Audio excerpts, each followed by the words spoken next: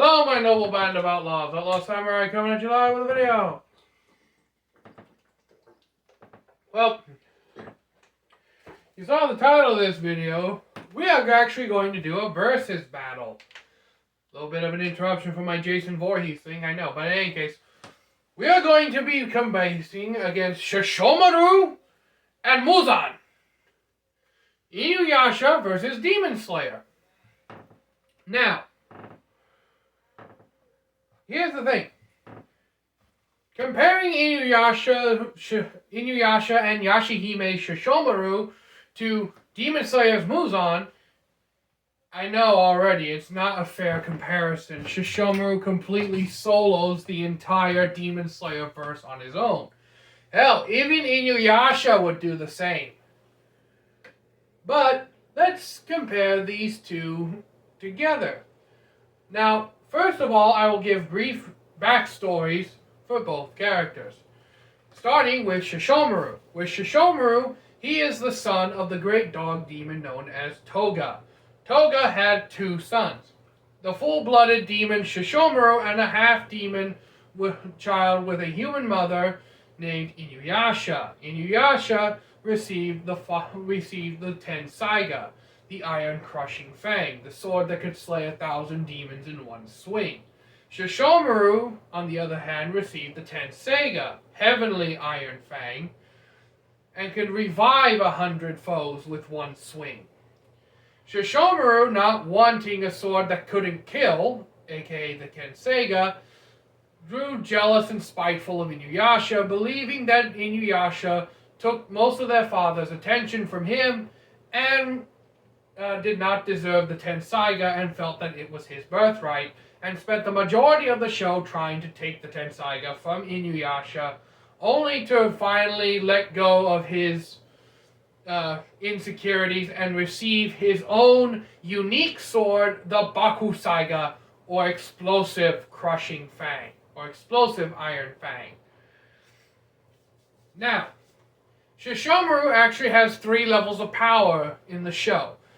Beginning Sesshomaru, after he gets the sword known as Tokijin, and as I mentioned just now, the Bakusaiga.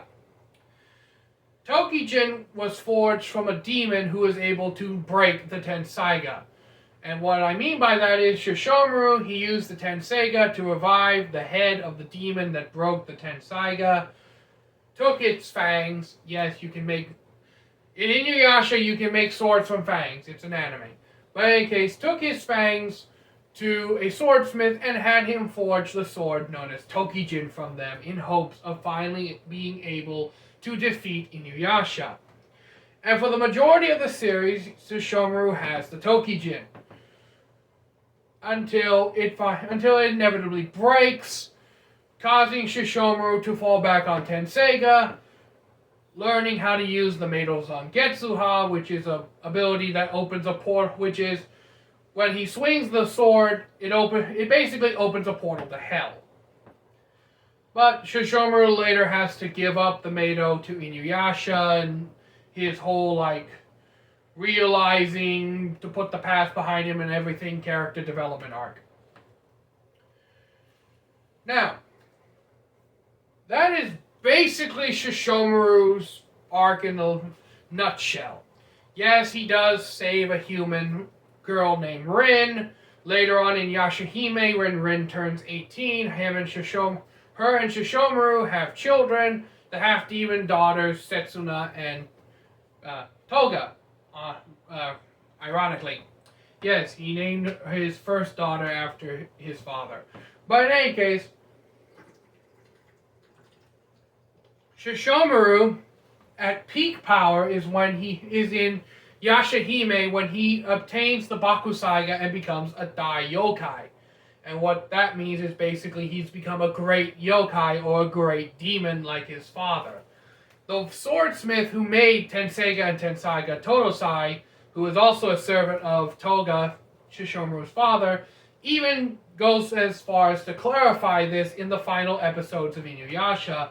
After Sesshomaru obtains the Bakusaiga, he basically says, "Well done, Sesshomaru, you've put your past issues behind you, and you have surpassed your father in strength." This is a clear indication that Sesshomaru is more powerful than even Toga was, and will become more, and will keep growing more powerful until he inevitably dies. Like Toga. But that's probably like hundreds of years down the road in Inuyasha's story. But in any case, I digress. Now, on to the backstory for Muzan. Muzan in Demon Slayer was basically a feudal lord who didn't want to die. One day, a physician came and told him that he could cure Muzan's illness and disease, and he gave him a potion made of blue spider lilies. Fun fact, the Kamado family actually knows where the blue spider lilies is in the show. That wasn't really found out until much later on, however. It's a bit of a spoiler for the manga. But in any case, after he had obtained the blue spider, after Muzan was turned into a demon, and I'll be right back. Sorry about that, I was checking on my dinner. In any case, so once Muzan is given this medicine made from the blue spider lilies, he transforms into the first demon. Well, upon realizing that while he did obtain an immortal body that is immune to disease, illness, and sickness, one little thing happened and he could no longer go out into the sun. Enraged, he killed the only person that possibly could have treated him, the doctor that transformed him in the first place.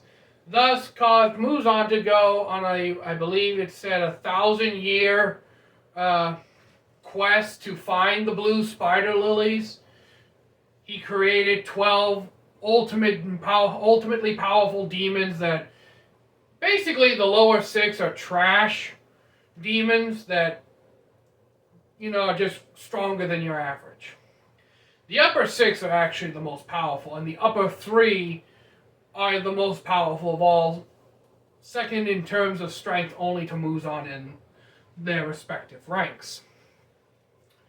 Well, in any case, Muzan basically stayed the Demon King for a while until the first Demon Slayer appeared. His name was Yoriichi. Yoriichi created a sword style called the Breath of the Sun, which all other sword styles in that universe basically sprung off from in terms of Demon Slayers. Well, Yoriichi was about to kill Muzan until he revealed that he had transformed Yoriichi's little brother into the demon Kokushibo, and he told Yoriichi that if he killed him, he would also kill his younger brother. So Yoriichi spared Muzan. Now, after Muzan was spared, he continued his reign of terror until he fucked around and found out with the wrong family. He attacked our main character, Tanjiro Kamado, and the Kamado family, and sent Tanjiro off on the path to becoming a demon slayer. Tanjiro is actually the first demon slayer in hundreds of years to actually see Muzan's face. But that's a whole thing for another time. Now, that's basically Muzan's backstory in a whole. And I know a lot of you are screaming out, that's basically Naraku's backstory to a degree. And yes, I know. For those of you who don't know, Naraku was the main villain of Inuyasha. The main antagonist, I should say. And yes, there are many striking parallels and similarities to Naraku and Muzan, and I will be using Naraku as a comparisonal feature in this video later on, once I get to powers and abilities, which is coming up in a moment. As soon as I make sure I've cleared all the stuff about Muzan's backstory, basically it. If I miss anything about Muzan's backstory, leave it in the comments. But now on to powers and abilities, and like I did first, I will start off with Sesshomaru. Sesshomaru has all your basic powers: enhanced speed, strength, reflexes. They share the Sesshomaru, Naraku, and Muzan all share the classic demonic abilities of increased speed, strength, durability, stamina, all that. But where Sesshomaru differs from Muzan is that unlike Muzan, who can't perform energy-based attacks, Sesshomaru can. Sesshomaru also has an slew of other abilities that include Acid Drool, Poison Drool, Poison Claws, Acid Claws, a light energy whip that can be generated from the tip of his claws, that can then be either poison or acid laced as well.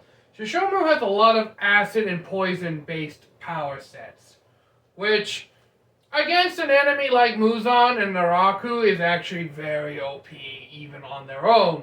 But Sesshomaru has other powers even greater than that. Sesshomaru also has the ability to take on the form of a giant white dog. A dog that is easily able to treat a full-grown African bull elephant like a chew toy. So just imagine that for a moment. Now, Sesshomaru's dog form, and I will be getting pictures for this. I am planning to do a lot of editing for this video. Sesshomaru's dog form is, I honestly want to say, a weakness in some instances. He doesn't use it much. He only uses it about 1 or 2 times in the entire series, which shows that Sesshomaru doesn't really see it as useful. I don't think his father used it much either, unless it was for, like, fast travel.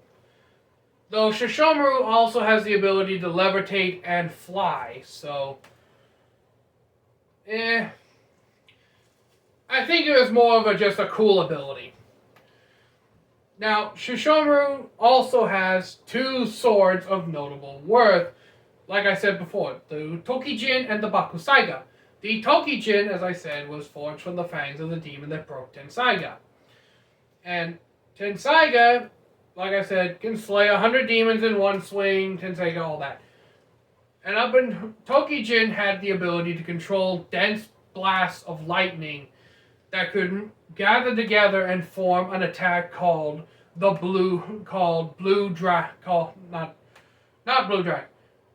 Dragon Strike. I think in the English sub it was Azura Dragon Strike. But in any case, it forms a giant blue dragon that streaks across the battlefield towards you. And this can cause massive damage. Refer to the 4th Inuyasha movie, the Fire Island one, where he uses the Dragon Strike. And Sesshomaru can easily level, like, huge areas of space with one swing of his sword. And that's just Tokijin. A blade far, far weaker than what he is going to get. Now, once Tokijin has been destroyed, and Sesshomaru basically overcomes his issues, he gets the Bakusaiga, and this thing is a beast on its own. With one little cut, Sesshomaru doesn't even have to swing the blade at you. All he has to do is just cut you once, and a chain reaction in your body will occur where every cell in your body will begin to simultaneously explode. And this explosion is at the subatomic level and cannot be stopped. There is no canon way to stop the Bakusaiga's attack. And that's not even considering when Sesshomaru actually swings the damn thing and lets out an extremely powerful energy blast. And all you have to do is look up clips of Bakusaiga online on YouTube, and you'll see just how destructive this sword can be. It puts the Tensaiga to shame. The creator of Inuyasha even said that the Bakusaiga is far more powerful in terms of its destructive capability than the Tensaiga. And while, yes, generally the Tensaiga has a lot more powers and abilities than Bakusaiga, it's kind of a toss-up. Inuyasha kind of needs those extra abilities to compensate for his lack of power. Sesshomaru just needs power. But he's just built that way. Get this man to deal with it, sunglasses and a doobie, because he's built that dude. He's that dude, okay? He's him. But in any case, while I'm obviously nerding out on Sesshomaru, I do feel I'm giving Muzan a fair shot as well. On to Muzan's powers and abilities. Now, to describe Muzan, I first must quickly mention Naraku, like I said I was. Naraku and Muzan basically have the exact same power set, just with a few variations. Example, Muzan can twist, contort, and reshape his body at will. Naraku can do that and then some. While Muzan can grow tentacles and tendrils and all these different mouths all over his body, Naraku can completely reshape his body at will. So Naraku is actually technically more powerful than Muzan, but their abilities are at their base the same. Complete and total body manipulation. Next, regeneration. Muzan has regeneration that is almost instantaneous, so does Naraku. Naraku has the ability to cut off pieces of himself and create incarnations. These are Kagura of the Wind, the Void doll, baby thing. There's a lot of different Naraku incarnations. Muzan can do this too, however, he cannot just cut off a piece of his body and it become a new demon. He has to physically turn a human into a demon by giving them his blood. And even if he does give them the blood, it's not a guarantee that they will turn into a demon, because their body may not be able to handle the transformation. Naraku's incarnations are certain, this will happen, they will be born, they will obey me. And just like Naraku, Muzan and Naraku can also kill their quote-unquote incarnations at will. In case of Naraku, it's an actual incarnation, whereas with Muzan, it's more like vampire turning into another one thing. Both Muzan and Naraku can kill them at will, but Naraku can take it one step further, and instead of just simply killing an incarnation and having it die, he can actually reabsorb that incarnation into his body, thus making them a part of him again. So honestly, Naraku is far more powerful, and Sesshomaru constantly keeps beating Naraku. Hell, Inuyasha keeps beating Naraku. Naraku spends 90% of the series either hiding or trying to manipulate physically more powerful demons than himself into going and fighting Inuyasha or Sesshomaru. Muzan is the exact same way. Both of them are strategists. They are not fighters, per se. If Muzan was so much more powerful, he would have had no need for the 12 demon moons, his subordinates, or all the other demons. But therein lies the thing. Now, Muzan's greatest... The reason why Muzan is so hard to kill is actually because he has 7 brains and 7 hearts inside of his body. And you basically need to cut all of them at once to kill him. Which takes the entire Demon Slayer Corps to do so. Now that I've explained both Sesshomaru and Muzan's capabilities with Naraku as a comparison, how would a fight between Muzan and Sesshomaru go? Well, I'm obviously not just going to say Sesshomaru would one-shot Muzan completely. I mean, Muzan would be smart enough to try to keep a distance from Sesshomaru, but Sesshomaru has more than enough attacks and counters in his arsenal that he doesn't need to get close to Muzan at all. So how I would imagine the fight going down is that Sesshomaru would more than likely have to go after Muzan for some reason. Let's say Muzan made the mistake of trying to attack Rin or trying to attack Toga and Setsuna, since I'm going to be doing this in each stage of Sesshomaru's life.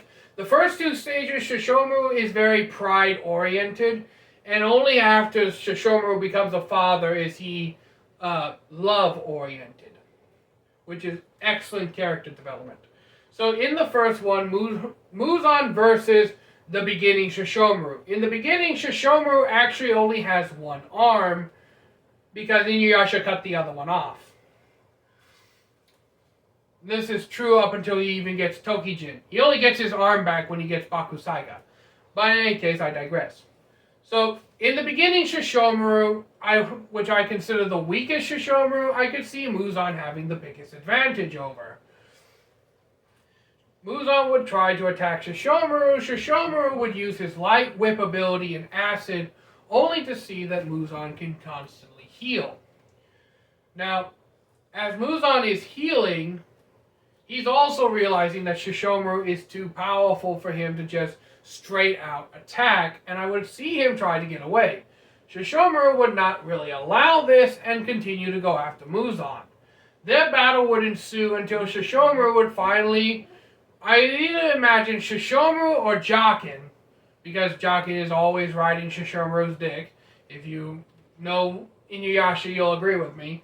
I imagine that Jakin would see that something's wrong and notice that Sesshomaru, and try to tell Sesshomaru, only for Sesshomaru to actually know that, only for Sesshomaru to have actually figured out beforehand that he has multiple hearts and multiple brains. Now, I would actually see Sesshomaru probably resorting to using the giant dog form in this case, considering that in the giant dog form he can produce a lot more acid and poisonous drool than he can in his human form. Not to mention he would also be able to pin down Muzan. Now you may also be wondering, what if Muzan tried to infect Sesshomaru with his demon blood? Well, one, that would require Muzan's demon blood to be stronger than Sesshomaru's. And Sesshomaru already has far more power than Muzan, so trying to infect him and turning him over to his side in any of the iterations of Sesshomaru would basically be impossible for him.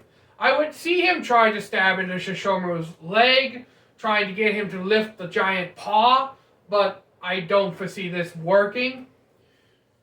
And I don't foresee Muzan being able to get deep enough past Sesshomaru's hide in his dog form to deliver deadly blows, especially since Sesshomaru, as soon as he pins him, will start producing and drooling by the bucket load not only his poisonous acidic drool that can melt through rock, steel, basically anything it comes into contact with, but as the vapors off that drool dissipate into the air, they form a poisonous miasma. So, Muzan is fucked either way. Now, this is only the beginning Sesshomaru when he doesn't have Tokijin or Bakusaiga. Because of this, I see this being a much more physical altercation, where Muzan's smaller size and stature and arguably greater speed and reflexes would give him a short-term advantage against Sesshomaru. However, Sesshomaru's abilities far outweigh those of Muzan in the terms of his acid and poison. Not to mention he could also use his energy whip. Not to mention he has his energy claw whip made of light that he could also use to strike Muzan. Now you may be wondering, Outlaw, if Nichiren Blades and Wisteria Poison and Sunlight are the only things that can kill demons in Demon Slayer, how would Sesshomaru beat Muzan? Well, it's pretty much the poison and the acid. As we saw, demons are not immune to poison. Wisteria is just the thing that hurts them the most. Also, demons are not, in Demon Slayer, they are not immune to acids and chemicals. As far as we know, we never saw anyone but the insect Hashira use different poisons and alchemic chemicals to fight the demons. But because they are not immune to because nothing in the literature says they are immune to acid. The acid part of Sesshomaru's drool would give him the advantage. Not to mention the fact that Sesshomaru wouldn't necessarily need a Nichiren blade, especially if the fight would drag on long enough for the sun to start to rise, and Sesshomaru would notice that Muzan would immediately, instinctually run and try to avoid the sun, and Sesshomaru would just drag him into the sun and kill him. Now, I know what you're thinking. I'm favoring Sesshomaru, and yes, I love Sesshomaru more than I love Muzan, but I'm trying to give as fair a comparison battle as I can.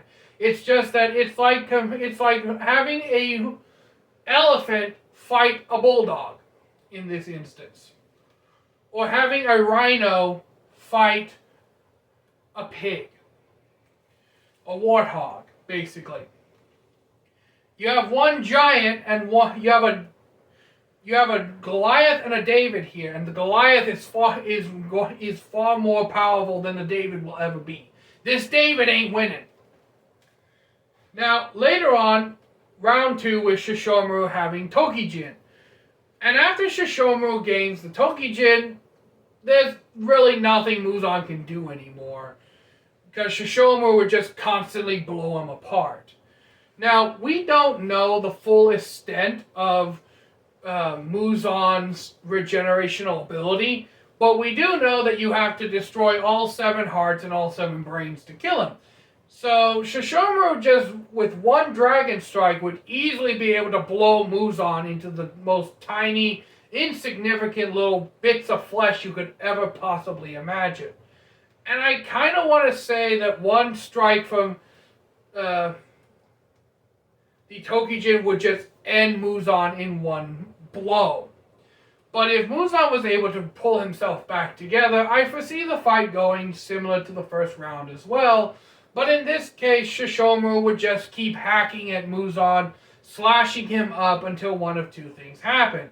He got bored and decided that Muzan was no longer worth his time, or Muzan would continuously try to taunt and aggravate Sesshomaru into just continuing the fight. Until the sun inevitably begins to rise, Sesshomaru would notice Muzan trying to flee and basically pin him in place. Now, round 3 would be with Baku Saiga. And once Baku Saiga enters this picture, there is absolutely no feasible way Muzan is escaping this. Because as I said before, the Baku Saiga is just too damn powerful. It's too damn strong. Sesshomaru doesn't need, at this point in Sesshomaru's power, he doesn't need much to solo Naraku level threats, and Muzan is just barely below Naraku level. So all Sesshomaru would have to do is just slice Muzan once. Like, even if it was just a decapitation. That's another thing. You can kill demons in Demon Slayer by decapitating them. But again, you need a Nichiren blade and shit like that. But in any case, as soon as he cut Muzan, that's it. He's done. Because Baku Saiga's effect would have already taken place. And he would start to basically corrode and melt away at the subatomic level. And if there's absolutely no trace left of you, no particle, no cell, no nothing left of you, good luck returning from that. And if he decides to go overkill and actually use the full extent power of Baku Saiga, yeah, Muzan's dead. Like, there is no way Muzan is beating Sesshomaru. Anyone who has watched Inuyasha and Yashahime and has then watched Demon Slayer and read the manga and knows how powerful Muzan is, I think we can all agree there is no possible way in hell Muzan would be defeating Sesshomaru. Now, I will say this. Muzan would have had a lot easier time if it was against Inuyasha. If Inuyasha was the one fighting Muzan, then yes, Muzan would have a lot easier time fighting Inuyasha, but then again, by the end of the series, Inuyasha has the Meidou Zangetsuha, which, with one swing of the Tenseiga, opens a one-way portal to hell. So, even if Muzan did fight even early Inuyasha still had a slew of abilities himself. Iron Blades of Blood, Iron Reaver, Iron Cleaver, Soul Stealer. And once he got the Tenseiga in episode 6, that was done. And he learned to use the Wind Scar and the Backlash Wave. There is no way Inuyasha or Sesshomaru would ever lose to Muzan. Inuyasha, I shouldn't say that totally about Inuyasha. Inuyasha is not as smart as Sesshomaru and can be tricked a lot easier. So there's that, but still, there is no way Sesshomaru will lose. He completely sweeps the board with a victory.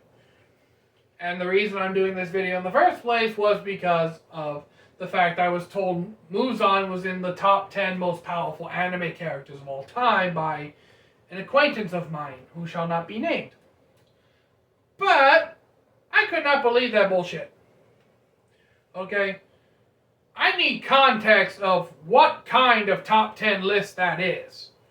If it's just top 10 strongest anime characters of all time, you cannot say Muzan tops that list. Okay? Here's some top 10s for you. Goku, Vegeta, Beerus, Saitama. Goku, Vegeta, Beerus, Saitama, Naruto, Luffy, Zoro, Sanji, Ichigo, any of the Gote 13 captains. I just made that list off the top of my head. Strongest anime characters off the top of my head, top 10. But yeah. So I thought I'd give a full conclusive battle and analysis between these two. In any case, if you haven't seen Inuyasha or Yashahime, I strongly suggest you do. Inuyasha is my favorite anime of all time. There, I said it. I have a favorite anime after years of reflection. It's Inuyasha. Inuyasha, I'm encyclopedic about Inuyasha. That's why I was able to rattle off Sesshomaru's powers, abilities, and everything else so quickly. And while Sesshomaru may not have extensive power sets, against demons like Muzan, they're more than enough. It's overkill, really. So, until next time, my noble band of outlaws, Outlaw Samurai tells all y'all, be crazy rednecks, be safe using your weapons, and who do you think would win? Write down your comments below. I know this is going to be a long one. It's 33 minutes long. Oh God, this is going to turn into another 2-day upload. I'm out. Peace.